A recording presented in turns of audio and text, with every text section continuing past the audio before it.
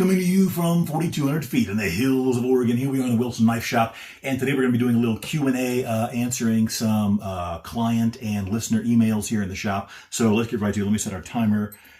We're going to try and keep this 5 to hopefully less than 10 minutes. All right, first off, here is a freshly blasted steel surface, water, and 1 spritz, okay? That's enough water, sure. Okay, I just did a couple of emails recently, a couple of videos here on YouTube, and this will probably go out of the other social medias as well, about how the science and all this other stuff and the physics of hollow handle survival knives work. I've been getting a couple of emails, or actually a number of emails and messages about this and that, how you do this and how does this work. So I'm guessing somewhere on one of the forums online or social media there's some kind of debate, raging with people, and everybody's got their opinion and so forth. Guys, this is exceedingly simple. It really is. There's been a lot of mystique, about hollow handle survival knives over the years because some people will, talk about secret methods and all this kind of stuff. It's very, very simple. So I've got the emails and I wrote some of my answers down. But before I do that, briefly, wanted to do, that's already. This is our steel-plated aluminum butt cap. So I've got the Tech Line knife, which is our mid-tech line made in the USA, available on www.gearconvoy.com. Then I have my full custom knives made by Wilson Custom Knives, which is all hand done by me here in the shop. We actually offer this option through both. We use an aluminum-bodied butt cap for these knives because it's lighter weight. I won't go into the whole thing because it will take forever, but an all-steel butt cap is very heavy, and it's very time-consuming and costly to produce because of the machining and everything else. It's just too heavy. There's no need for that. However, if you ever want to wind up pounding with a knife, the aluminum is a little bit on the soft side and may gouge easier than you want if you have to hit, anything beyond like wood. So we've permanently affixed a stainless steel plate. You can't even see it on there. If you look up close, I put pictures on social media before. It's seamlessly on there. It's not coming off. And that's going to give you a steel plated surface if you ever have to hammer with it. So that's one of the options I'm very proud of and pleased with. And we get a lot of orders for those because they are very, very effective. And we use a non-magnetic stainless, which does not affect the compass that is in the butt cap at all. Okay, so let's put that aside. Guys, look at this. It's only been, what is this? Not even 2 minutes. It is very, very dry up here in the mountains of Oregon. See that? That is already rusting. Just that fine mist of water. And we'll get to why that's important later, but I hope that shows up. We've already got rust less than 5 minutes in. Now, there's no coating, no oil, anything like that, but blast the steel. We'll get to that in a moment. What are we going to do first here? Are your hollow handle knives waterproof? If so, how many threads are on the cap? I don't know how many threads are on the cap. I didn't bother counting it. But guess what, folks? I know they happen to be waterproof or water resistant. There's the choo-choo train in the background. For a reasonable amount of time. I usually tell people that we test them, and I don't say guarantee, but you can easily expect 30 minutes of water resistance. But frankly, I've left them overnight and for several days in a bucket of water with no issues. And it's demonstration time because people love visuals. Here in a bucket of water, you see that? Okay, let me wipe this off. This is a pack light that's been here for at least an hour, so that's more than the 30 minutes right there. Same knife, no tricks here. But if I don't get the water off the butt cap side, it will seep in there. Open that up. Boom. Give that a quick wipe on the mouth. And what do we have inside? Tissue paper. See that? I don't know if that's going to come through in the video or not. That tissue paper is bone dry, okay? Just like the inside of this knife. It's bone dry. So, that's more important than how many, I don't know what in the world the threads have to do with the cap. Let me explain something to you. The way this works is the science behind this is, because for some reason people keep asking about the physics of this all. The physics are simple. It's the O-ring that gives you the water-resistant seal. Okay, that's what seals this knife on the inside from water on the outside. If water makes it past the O-ring for whatever reason, it doesn't really matter for the most part how many threads you've got inside the knife. I don't really know what different, I guess if you had super, super fine threads and they were, infused with some sort of hydrophobic, liquid or coating, that would make a difference. But once the water gets inside the threads, it's going to go down in there. Water is extremely fine. The other thing is you don't want super fine threads, because if you do, you get a little bit of dust, a little bit of grit or sand or silica in there, and it's gonna be hard to open or close that. I know, you know how I know? I've been doing this for almost 15 years, and I got over 1,000 knives out there, and I make all these components myself. I change the level and the tolerances on the threads a number of times to find what I believe is the optimum thread tolerance and the grade of threads. There's actually different grades of threads if you want to look that up if you don't know much about machining. So we get a good tight seal, but it's also not too wobbly, and it doesn't let too much in, and it doesn't get blocked up and stuck by grit and dirt. So there's a visual. Like I said, that's tissue paper. If there was even a little bit of water in there, you would tell. Okay, that would go limp. So we know we got the waterproof issue taken care of. Bada bing, bada boom. What's next? So again, the O-ring and a good fit between that is what's going to make a difference as far as the watertight seal.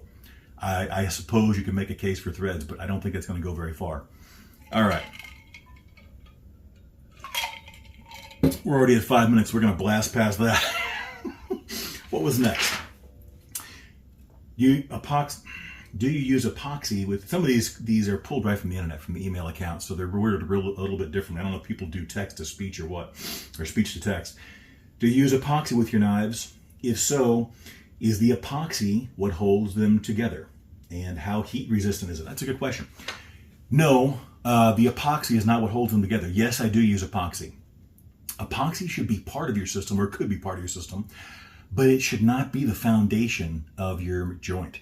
Your joint, when you join the blade and the guard and the handle and all that stuff together, it should not be based on epoxy, okay?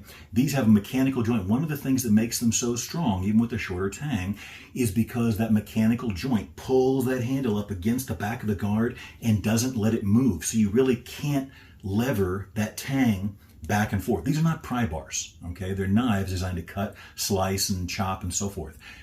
But you want to, of course, you want a reasonable assurance that they can withstand some lateral forces and such. Okay, fine. They're reinforced from the inside.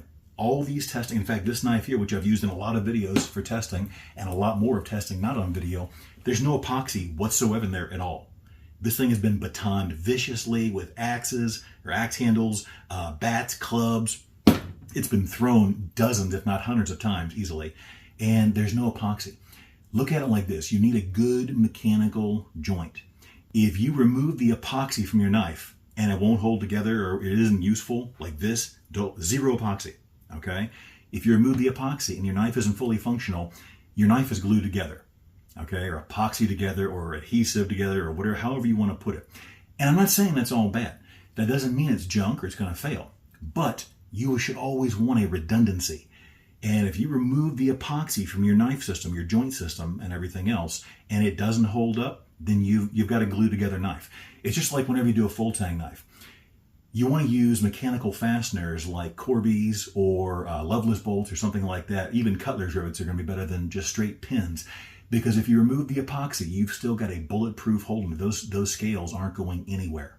Okay? Same thing with a hollow handle knife. You don't want it just the mechanical or just the epoxy in most cases.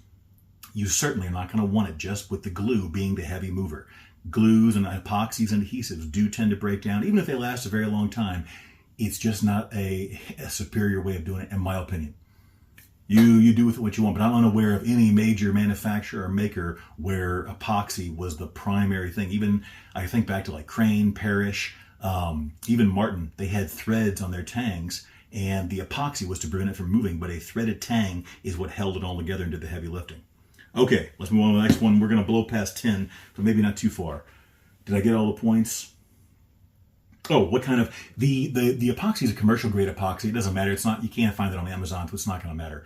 But it's a commercial grade epoxy designed for a certain degree of flexibility, longevity, and heat resistance. Okay? So the way to look at this is this. I look at my survival knives as, let's say you have a plane crash. This is a far-fetched, outlandish situation. But let's say you're in a plane crash or whatever, and your knife gets stuck in the wreckage, or it gets dropped somehow accidentally into the fire pit overnight, okay? The epoxy, even though there's some in here, just to like dress everything up and prevent any kind of water from ever getting inside there, it's not going to matter. The mechanical hold is what keeps this going. So that's how I try and look at it. And that's why I get so adamant about there being a good mechanical joint. Because if you left that, let's say it dropped into your fire pit, even accidentally overnight, or there was an accident or you were injured and it fell into a fire or something, wreckage, you would want to make sure that, any kind of like a fire overnight on a knife is going to cook that epoxy, guaranteed, in almost all cases. So that's why the mechanical joint. Remember, if you can't remove the epoxy and it's not held together, then your knife is held together by glue. So that's, if you're looking to get into making knives, I get a lot of questions. People want to buy the components off me and so forth. Think about that before you, get into making the knives. Get you a system that relies primarily on a good mechanical joint. Or like Randall did it with silver solder, high temp. Actually silver brazing is really what it boils down to. And they added epoxy just to kind of dress up the inside so that nothing would get stuck in the tang area. Okay, let's see. Anything else? We did the mechanical joint. We covered that. Bada bada bing. All right, let's go to the next question. You said in previous videos that your tang is about 1 inch or so. Why not make it longer? Wouldn't more steel make it stronger? Guys, this is the big question we keep getting. And I mean this very respectfully, but I've just answered it so many times in previous videos. The way you got to look at it, my tangs, on average, they go in about 1 inch into here, okay, give or take. And they're fully reinforced with steel and or aluminum on the inside there. And again, all these test knives, it's a mechanical joint. The longer you make that tang, the more leverage you're giving yourself to break it. It's simple physics. Look up the law of the lever. And this is actual physics. I'm going to give you real physics, not just, me talking on the internets here. The law of the lever. Look that up. I don't have time to break into it here, but it's very simple. Even if you don't have an inclination towards science and physics and stuff, you can get it pretty easily. Now, I wrote this down so I don't misstate it on video because everyone will come after me. The science of this is blah, blah, blah. All right, let's actually do torque. When you put this in here, all right, let's take the blade part out of it, okay? If your tang, and this is why it's so important to have the handle drawn up to the back of the guard with a mechanical joint that pulls it in tight and prevents it from moving, because what that actually does is that takes the stress off of the tang, okay? That is why I do it that way instead of just pumping it full of epoxy, okay? That's why a good mechanical joint is so important. It takes the stress off of that tang area.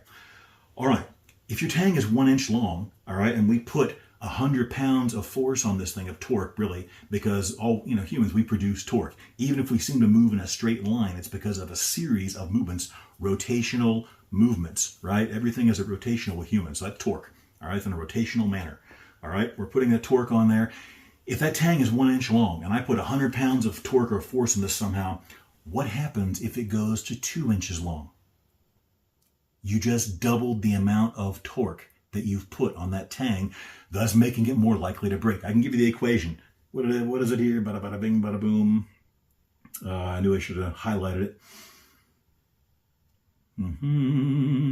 All right. The law of the lever, torque equals force times lever arm, which is what I just said. If it's 1 inch long and you put 100 pounds of torque on there, you're putting 100 pounds of torque. If it's 2 inches long and you're putting 100 pounds of torque on there, you're actually putting 200 pounds of torque at the fulcrum, or the point of rotation, the moment of rotation right there at the base, okay? So do whatever you want that makes you happy, and however that, whatever, I don't care. I'm just telling you that is the science and the physics. You can say what you want, believe what you want, but until you prove me wrong with science and physics, and when you do that, you've done me a favor. But if you don't do it with science and physics, anybody can say anything they want. So best of luck. But again, do whatever makes you happy. That's entirely up to you. I'm just telling you the facts of the matter. Everybody can believe what they want. All right, let's move on. Did we miss anything? Again, that was why it's so important, though. I've said this a bunch of times, but it's so important to have that mechanical joint because that locks all the force and distributes it away from the tang into your mechanical joint, not just a bunch of epoxy. Because in the beginning, I tried that way too, and I was very dissatisfied with it. I had about 1.5 inch tang that I put a pin through, and I just pumped it full of epoxy, and it held pretty good. But when you started moving it backwards and forwards and working on it and batoning and stuff, then I began to have some issues, which is why, and none of those actually were sold. That was all in the prototyping stage. But that's when I began to develop the more mechanical joint, which almost all of the makers that I'm aware of do, and there's a very good reason for that. So there you go. Let's see. let's go to the next question. We're running out of time here. Why do you use coatings instead of a blasted finish? And is it spray paint? No, it is not spray paint. We use gun coat. This is not the rattle can gun coat you get from like Brownells. This is the heat cured gun coat. You have to have a chemically clean surface. And then you have to spray on the gun coat very finely. Excuse me. And then it gets baked at a temper-safe temperature, so it won't harm the temper of the knife. And that way it makes it much more durable, much more chemical resistant, and it really helps improve the corrosion resistance of the knife. Now, this knife that you saw here, look at that. This is a carbon steel knife with a blasted finish. That is 1 spritz of water, and about 5 minutes later in a climate-controlled shop. Now, granted, we're in a very high, very dry desert, which should actually help it out. There's not a lot of moisture in the air. If you were down south and like in the deep south, I've lived down there. That would last not even 5 minutes out there. Now, if you pack it full of oil, that's fine. Again, do what you want. But you should never do a blasted finish on carbon steel. It will rust if you take it out and use it very much. Because unless you keep oiling it religiously, I mean, I guess if you soaked it in oil constantly, it wouldn't rust. So anything's possible. But why? Stainless steel, and that was the other question. They're good carbon steels. Nothing wrong with carbon steel, but the stainless we have available now does almost everything you need to do in a knife of this size, and it does it better than most carbon steels. So why not? When I do a blasted finish, it's on stainless, and sometimes that can even rust or stain, like with sap or blood or whatever else, in extreme situations. So that's why we do the coating on there. It makes the corrosion practically, it's not even a concern anymore. So that's what we do. That's how we do it. Let's see. If you're going to do carbon steel on a knife, nothing wrong with carbon steel. I still use carbon steel. I usually coat it, but there are cases where I do it in satin. If you're going to use carbon steel, do not blast it. It is almost assured that it will rust if you actually use it in the outdoors. Okay? But if you insist, get a satin finish, or even better yet, a mirror polish on there that will give you more corrosion resistance to a degree, but carbon steel will still rust very easily. So just be aware of that. You can keep it wax and other things if it's satin. If it's blasted and you get rust in it, the only way to fix that rust is now to blast it again. So if you have a blast cabinet in your shop or your home, then you're good to go. That's going to be a good thing for you.